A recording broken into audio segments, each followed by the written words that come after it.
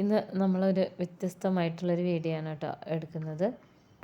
ഈ വേനൽക്കാലത്തൊക്കെ എല്ലാവർക്കും ഉപകാരപ്പെടുന്ന ഒരു വീഡിയോ ആണ്. അപ്പോൾ എനിക്കിത് നല്ല യൂസ്ഫുള്ളാണ് കേട്ടോ. ഈ ഒരു സമയത്തൊക്കെ ഞാൻ എപ്പോഴും വീട്ടിലുണ്ടാക്കി വയ്ക്കുന്നതാണ്. നമ്മൾ ഇമ്മ്യൂണിറ്റി പവർ കൂട്ടാനുള്ള ഒരു കിടിലൻ ഡ്രിങ്കാണ്. അപ്പോൾ ഇത് എങ്ങനെയാണ് ഉണ്ടാക്കുന്നതെന്ന് നോക്കാം നമുക്ക്. ഇതിനായിട്ട് ഞാനിവിടെ 2 കപ്പ് വെള്ളം, ഇത് നമ്മൾ 250 ഗ്രാമിൻ്റെ കപ്പ് എടുക്കുകയാണെങ്കിൽ 4 കപ്പാണ് അളവ് കേട്ടോ. ഈ ഒരു കപ്പിൻ്റെ അളവെന്ന് വെച്ച് കഴിഞ്ഞാൽ ശരാശരി ഞാൻ എടുക്കുന്ന സാധാരണ മെഷർമെൻറ്റ് കപ്പിൻ്റെ 2 കപ്പാണ്. അപ്പോൾ അങ്ങനെ പ്രത്യേകിച്ച് അങ്ങനെ ഒരു മെഷർമെൻറ്റ് വേണമെന്നൊന്നുമില്ല. ഇത് ഞാൻ സ്റ്റൗവിൽ വെച്ചിട്ടുണ്ട്. ഇനി ഞാനിവിടെ ഒരു നെല്ലിക്ക എടുക്കുന്നുണ്ട്. ഇത് ജലദോഷം ചുമയൊക്കെ വന്നു കഴിഞ്ഞാൽ ഞാൻ ഉണ്ടാക്കി വയ്ക്കുന്നതാണ് കേട്ടോ വീട്ടിൽ. അപ്പോൾ അതാ ചെറിയ കഷ്ണം ഇഞ്ചി, ഒരു നെല്ലിക്ക, പിന്നെ ഇത് നമ്മൾ തലയിലൊക്കെ തേക്കുന്ന പനിക്കൂർക്ക ഇലയാണ് കേട്ടോ. ഇത് അസാധ്യ ഒരു ഇലയാണിത്, പനിക്കൂർക്ക ഇല. അപ്പോൾ ഇതെല്ലാം കൂടെ നമുക്കിതൊന്ന് ചതച്ചെടുക്കണം. കുറേ ദിവസമായി വീഡിയോ ഇടണമെന്ന് വിചാരിക്കുമ്പോൾ എല്ലാവർക്കും അസുഖമൊക്കെ വന്ന് ആകെ ജലദോഷം ചുമയും പനിയൊക്കെ ഒരാൾക്ക് മാറുമ്പോൾ ഒരാൾക്ക് അങ്ങനെയായിട്ട് തീരെ പറ്റാതെയായിട്ടാണ്. അപ്പോൾ ആ ഒരു സമയത്ത് ഞാൻ എടുത്തു വെച്ചൊരു വീഡിയോ ആണിത് കേട്ടോ. ഇപ്പോൾ ഒക്കെ ഒന്ന് ശരിയായി വരുന്നതേ ഉള്ളൂ. ഇത് അസുഖങ്ങൾ ആർക്കെങ്കിലും ഒരാൾക്ക് വന്നു കഴിഞ്ഞിട്ടുണ്ടെങ്കിൽ ഇത് ഞാൻ ഉണ്ടാക്കി വയ്ക്കുന്നതാണ്. എന്നും കാലത്ത് ഇത് ഉണ്ടാക്കി വയ്ക്കും. അപ്പോൾ നന്നായിട്ട് ഇത് ചതച്ചെടുത്തിട്ടുണ്ട്. ഇനി ഇത് ഞാൻ വെള്ളത്തിലേക്ക് ഇട്ട് കൊടുക്കണം. വെള്ളം ചൂടായി വരുന്നതേ ഉള്ളൂ കേട്ടോ. ഈ നെല്ലിക്കയും അതുപോലെ പനിക്കൂർക്കയിലൊക്കെ നന്നായിട്ട് ഈ ഒരു വെള്ളത്തിലേക്ക് ഇരുന്ന് ഇങ്ങനെ വെന്ത് വരണം. ആ ഒരു രീതിയിൽ നന്നായിട്ട് വെട്ടി തിളയ്ക്കണം. അപ്പോൾ നെല്ലിക്കയൊന്നും ഇതുപോലെ പച്ചയ്ക്ക് കഴിക്കാനൊന്നും അങ്ങനെ ആർക്കും ഇഷ്ടമൊന്നും ഉണ്ടാവില്ല. പക്ഷേ ഈ ഒരു രീതിയിൽ ഉണ്ടാക്കി കഴിഞ്ഞാൽ എല്ലാവരും കഴിക്കും കേട്ടോ. ഇനി ഇതൊന്ന് തിളച്ച് വരട്ടെ. ഞാനിവിടെ ജീരകത്തിൻ്റെ പൗഡറും അതുപോലെ തന്നെ കുരുമുളകിൻ്റെ പൗഡറും ഇത് ഉണ്ടാക്കി വെക്കുന്നതാണ് കേട്ടോ അടുക്കളയിലേക്ക് വേണ്ടിയിട്ട്. അപ്പോൾ ഇതില്ലെങ്കിൽ ഇത് ഒരു 1/2 സ്പൂൺ വെച്ചിട്ട് നമുക്ക് അതിൻ്റെ കൂടെ തന്നെ ചതച്ചെടുത്താൽ മതി, നെല്ലിക്കയുടെ കൂടെ. ഇതിപ്പോൾ നമ്മുടെ ഈ ഒരു വെള്ളം തിളച്ച് വന്നിട്ടുണ്ട്. ഇനി ഇതിലേക്ക് നമ്മൾ ഈ പൊടികളെല്ലാം ഇട്ട് കൊടുക്കണം കേട്ടോ. ഒരു ദിവസം ഒരു 2-3 തവണ വെച്ച് കുടിച്ചു കഴിഞ്ഞാൽ നല്ല ഒരു ഫ്രഷായിട്ട് തോന്നും. നമ്മളുടെ ഈ ത്രോട്ടും അതുപോലെ തന്നെ നമുക്ക് ജലദോഷമൊക്കെ വരുമ്പോഴേ തലയ്ക്കൊക്കെ ഭയങ്കര കനമൊക്കെ തോന്നില്ലേ, ആ ഒരു സമയത്ത് ഇങ്ങനെ കുടിച്ച് നോക്കി നോക്കും കേട്ടോ. എനിക്ക് നല്ല റിസൾട്ടാണ്. ഞാൻ എൻ്റെ മക്കൾക്കും ഉണ്ടാക്കി കൊടുക്കുന്നതാണ്, പ്രത്യേകിച്ച് വേനൽക്കാലത്ത്. അപ്പോൾ ഇത് രണ്ടും കൂടെ 1/2 സ്പൂണോളം ഞാൻ ഇട്ട് കൊടുത്തിട്ടുണ്ട്. പൊടിച്ച പൊടിയാണ് കേട്ടോ. ഇനി ഇത് ഒന്ന് വെട്ടി തിളയ്ക്കണേ.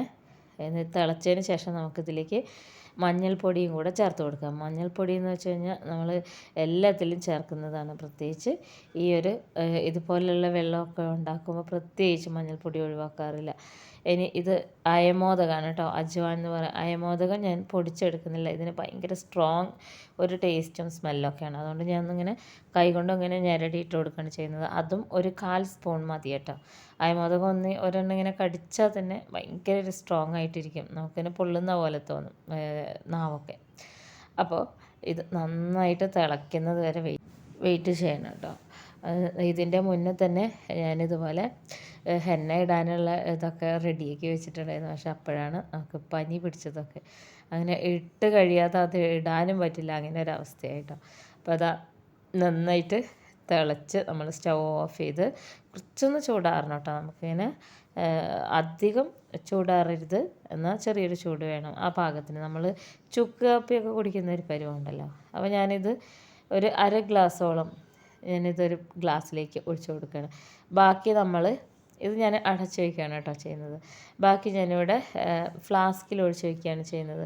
നമ്മൾ ഈ വേനൽക്കാലത്തൊക്കെ എന്ന് വെച്ച് കഴിഞ്ഞാൽ ഇഷ്ടംപോലെ തണുത്തത് കഴിക്കുകയും തണുത്ത വെള്ളം കുടിക്കുകയൊക്കെ ചെയ്യില്ലേ. അതുപോലെ തന്നെ പുറത്തൊക്കെ കളിക്കാനൊക്കെ പോകുന്ന കുട്ടികൾക്കൊക്കെ പെട്ടെന്ന് ഈ വിയർപ്പൊക്കെ ഇറങ്ങിയിട്ട് പിന്നെ ജലദോഷം അങ്ങനെയുള്ള അസ്വസ്ഥതകൾ വരും. ആ ഒരു സമയത്ത് അവർക്ക് കൊടുക്കാൻ പറ്റിയ നല്ലൊരു ഡ്രിങ്കാണിത് കേട്ടോ. ഇതിന് പ്രത്യേകിച്ച് അങ്ങനെ വലിയ ഒരു അരുചിയൊന്നും തോന്നില്ല.